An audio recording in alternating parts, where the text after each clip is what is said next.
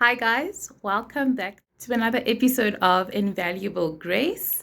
I was one way and now I'm different. I would like to welcome our viewers, old subscribers, new subscribers. Please like and subscribe to our channel and just share as far as wide as possible. On that note, we are tying into today's topic, which is why purpose changed my life.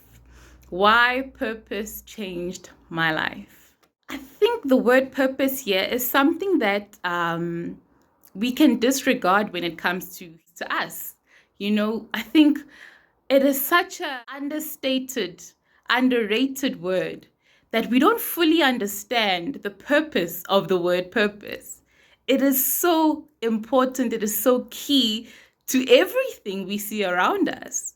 Every single thing on this earth, in the universe, everywhere, everything that is seen, that is tangible, has a purpose. And purpose ultimately is a function. There's a use for it. It doesn't exist because there's no use for it. You create something because you want it to help you, to assist you, to be used for a certain function. Nothing is made for nothing, right? The word purpose is derived because there's a function for something that is alive, that is visible, that is created, that is seen. So often, we don't assign that word to us. We don't assign that word to us.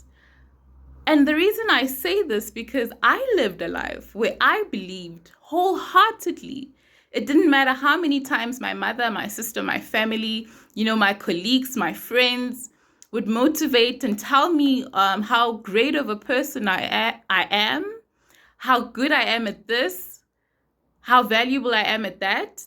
It didn't matter to me. It didn't sink into me because I was convinced I had no value. I was purposeless. There was no use for me. And I thought because of that intrinsic belief in myself, that there was no point in me living because I had no value to give. And ultimately, that is the result of a lot of people who get to a point where they don't want to live anymore. Depression arises from the point of hopelessness. Not having hope is because you believe nothing good is going to come out of anything. Nothing good is going to come out of you. So the word purpose here is so underrated, understated, because people don't fully understand that everything living, breathing, created, functioning has a purpose, right down to your appliances in the kitchen. Every single piece of furniture in your house, your car that you drive from one place to the next, has a function, has a purpose. And if none of these things had a purpose or a function, they would be useless. They would be discarded. They would be thrown away. When something doesn't work anymore, you throw it away because it doesn't have a purpose, right? You can't use it. Now, I urge you to think about this in retrospect to the creator of the world, right? Why would God, and I'm talking particularly to the Christian faith because that is our belief system. We believe that there is a God who created everything, who created humanity, who created the universe, who created the world, the animals, the plants. Everything we see was created by this divine entity, God, right? Now, I ask you to think about this and think about it really honestly. Why would a God, a magnificent God, like recently the James Webb telescope came out when last year, September, around that time, right? And they launched pictures from the James Webb telescope that captures, images from space. Images we would never see really if it wasn't because of the equipment that these incredible scientists create over the years, right? And they are able to give us a glimpse of what the universe looks like, of what space looks like, stuff that we would never see. We would not be able to what? function in space because that is not our habitat, right? So we are able to glimpse into more creation, more wonders of our God, right? And I remember seeing the first image, one of the first images anyway, of the galaxy. And we were just in awe, like, what? That exists. It is so beautiful. It's so majestic. It's just like you literally leave your mouth gaping open because it's just so beautiful. And then you ask yourself, but why? Why would God create galaxies if they didn't have a function or a purpose? Why would God create Earth? Why would God create an ant? Do you know how busy an ant is? Can I just tell you? An ant is hella busy. You can barely see it. One of the tiniest insects alive has a function. And it's all coming together in the whole grand scheme of things, of the circle of life, really. They play a function that aids in the function of the world. Rats, cockroaches, guys, I could go on. Everything we see as an irritant, something we want to get rid of and kill, has a function. What we release, our waste, has a purpose. Now I bring it back to us. I bring it back to human beings. God's greatest creation. His masterpiece, we are. And there are people, I used to live thinking that I had no purpose and had no value. I've often heard that God starts at the end. So by retrospect of creating something, he's already seen how it's going to end. He perfects things at the end before he even begins it. I think that is great planning. Hey? Of course, he has the knowledge of the future. He has the knowledge of past, present, and future because he lives outside of time. So when he starts something, you best believe that he has approved it because it's a go, it's a check, it's perfect. There is no flaw or defect in it. It has a function, it has a purpose. Think of it as a phone, right? Think of yourself as a phone. Think of all these big cell phone manufacturers and companies. They do not sell you, they cannot sell you faulty phones for various reasons. One, because their reputation is on the line. iPhones, Samsungs, all your popular ones, right? Huawei, their reputations are on the line. So if they're sending people faulty products, people are not going to vouch for them. People are not going to say, listen, buy this phone, it's good, right? Number one. Number two, it is a representation of who they are, right? And it rewards them. It brings them back a return. If they continuously bring out products that are good, that have a purpose, that are durable, that function, right? It's in their best interest to create and release good, purposeful, quality products. Now think of God. Do you think God wants to have a reputation where he keeps creating faulty products? No. And the reputation that he does have is not because he's not God, but it's because we created a dent in the product that was perfect to begin with. And even still, he still says, I can still use that. There's purpose in that person. There's value in that person. Right? We were created with purpose. And not one person's purpose looks the same. I grew up with a bleak outlook on life, right? I was not the person who had, my future all planned out when I was in matric. I had absolutely no clue what I was going to do with my life. I had absolutely no clue what I was going to become. None. And I didn't desire to as well. I didn't think I felt so worthless that I didn't even care about my future. It was thoughts that I didn't even entertain. So now when I was presented with the choice of what I was going to do after school, after my matric, I was like, sure, what am I going to do? I better choose something that will just help me, just coast through life, because we need a job, right? We need to survive. And I still remember in school, it was like a career day of sorts, and these people came to the matriculants and they would tell them, what kind of job opportunities and like scouting, matrics to go to apply at certain varsities. And I remember seeing a store for a hotel school. And I was just so drawn to that. It was never a thought in my mind at the time, but I was so drawn to the concept of working at hotels and, tourism and everything that came with it.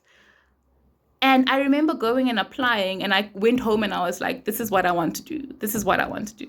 It was so bizarre because I was so shy and I was such an introvert, and it wasn't an occupation that I would have ever thought I would step into. But I found myself being intrigued by it. Nevertheless, I went to school, hospitality management, and I did the training, and the internships, and I got my experience in different hotels, and I got my stripes really, because I was able to cover all departments, whether it was in housekeeping, front office, the whole 9 yards. Long story short, I remember knowing and understanding that, and being fed this narrative in that industry, that you have to climb the corporate ladder. You have to. If you want to be somebody in life, you have to keep climbing, right? And you have to work hard, because you're going to get promoted, and you're going to, from a receptionist, you become a reservationist. From a reservationist, you become a supervisor. From a supervisor, you become a manager. And that was literally what everybody worked for in that industry, just to be better, to get promoted, to go up in the ladder, to seek better employment and prestige and position. And because that gave you value, right? You thought that your value, or rather we think that our value lies in prestige and accolades, not just in the hospitality industry, but in all kinds of career choices, really, right? It's all about climbing that corporate ladder. And it was so exhaustive, because I always wanted to be seen, but I couldn't be seen because there was always somebody with more value than me. And I remember thinking, like, what's the point? What's the point of working so hard? Because there's always going to be somebody better than you, right? There's always going to be somebody who excels and who is better, who presents a better package. So what's the point of working if this is just how life is going to play out up until I retire? And that it doesn't matter what industry I go to, it's the same narrative. And I remember thinking, oh my gosh, this can't be life. Is this really the life that we want to also groom our kids into? Knowing that it's all about careers, corporate ladder, and you die, and that was it, bye. And you hated doing it because you had to put up with so much at work, through your employers, through your colleagues, and you had to tolerate and take it because you were getting a paycheck that you needed. Now, it wasn't until 2 years ago, me and my family had an encounter with God that really just changed our life. And it brings us back to today's topic, purpose. I didn't fully comprehend the idea or the concept of purpose until I fully surrendered my life to Christ. And I actually was like to him, listen, I can't do life on my own. I failed at it dismally, so I need a little help here. And he was like, awesome, come to me. I will make your burden a bit lighter. It's better if I am helping you live through life. And I'm going to give you a purpose. I'm going to give you a reason to keep living, to keep you hopeful, to keep encouraging you. And purpose was birthed from that because I trusted God more than I could do anything on my own. And he revealed to us our purpose individually, collectively, like the things that I'm able to do now. I had no ability to do them at all before I gave my life to him. None. I'm sitting in a position where I am a writer, I am a website developer, I am a graphic designer, I am a Bible teacher, I am a counselor, like I am a marketing director of a foundation. And I'm not trying to say this because I'm trying to tick, and make myself sound amazing. No, I'm trying to make you understand the purpose of, the importance of purpose. Everything that God has allowed me to be a part of was always in his plan for me. Everything that God has made me be able to do in the last 2 years was always in his plan for me. That was why he created me. He created me with the purpose, the ability, the capabilities, the knowledge, the insight of fulfilling every single thing that I've just listed. I just didn't tap into it and know it because I was at a further distance from him, right? My proximity to him was a lot far. So I couldn't tap into the thing that was already built inside of me purposefully to do all of these things. God doesn't create defects. Everybody has a built-in purpose. Everybody. And it's not a mystery as well. Everything that I am able to do has always lined up with my secret desires. Whether I knew that I was able to do them or not is completely different. But everything that I'm doing now has always been something that I desired in one shape or form. It's not a mystery. What you were purposed to do is built inside of you because that is what you are. That is your function in the world. There's only so far you can go on the corporate ladder. There's only so far you can go in your career. Because why? There are duplicates of people like that in that space, in that industry. You don't stick out. You don't stand out. You're not an individual, right? And that's why it's so frustrating because you seek to be noticed and valuable and validated. But you can't because everybody is doing the same thing. Everybody's competing for the same thing. But God is out here telling you, you don't have to do that because you are different. No one person's fingerprint is the same. Do you think that's a mistake? Just like our fingerprints are different, our value and purpose for living is different. But it's something that you actually have to tap into and realize and kind of be on some listen. I'm done trying to chase success from a worldly perspective. I want to chase purpose. And now that's another defining factor about purpose that a lot of people miss. Purpose is not about money. Purpose is not about possessions and accumulating. That's where career differs with purpose. Career is all about getting, putting up with all of the stuff that comes with the negative stuff so you can get a paycheck at the end of the month so that you are able to get things that you need, yes, but mostly that you want. Purpose, on the other hand, is completely different. It's about how you can maximize your time here on earth by giving off everything you were created to give for no profit. It's not meant to profit you. If it does, it's a bonus. What would you do that you wouldn't even care if you were paid to do? You love it so much. You live and breathe it so much. It's innately, intrinsically built inside of you. You don't even care if people pay you for it. That is your purpose. That is your function. And do you know why purpose is so powerful? It makes you dangerous. No one can touch you when you know why you're alive. Not even you. Not even you can self-destruct yourself because it gives you hope to wake up and get up in the morning and know why you're alive. Know why you're living. It gives you hope. And no amount of economy, no amount of inflation, no amount of even natural disasters, COVID, whatever it is that can shake the world so much that affects your career, that affects your finances, can alter your purpose. Nothing can touch your purpose. It's innately built in. You can still do it amidst a worldly economic crisis. It's built in and it keeps you alive. It keeps you alive. And I have seen that.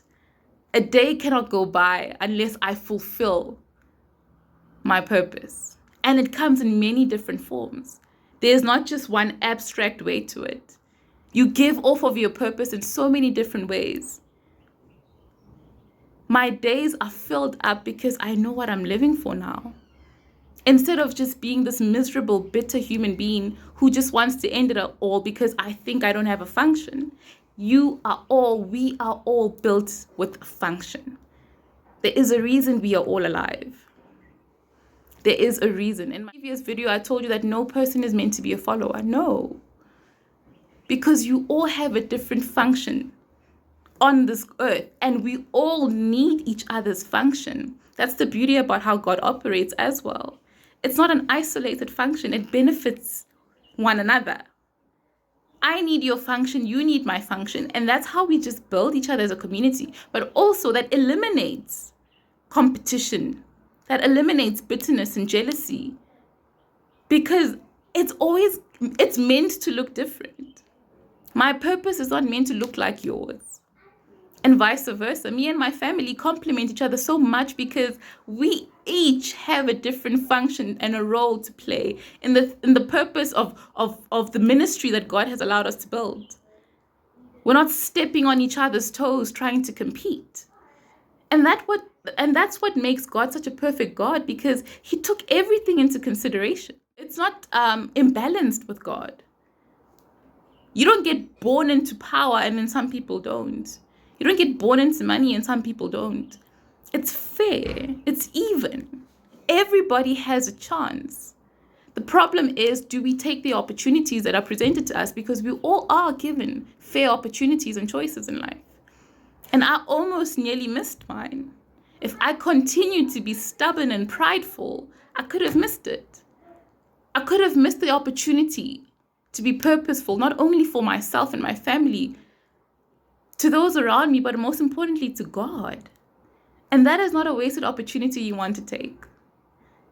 So I urge you today, think and introspect on what it is you would do that you don't even need money for, right? You don't even need to be paid for it.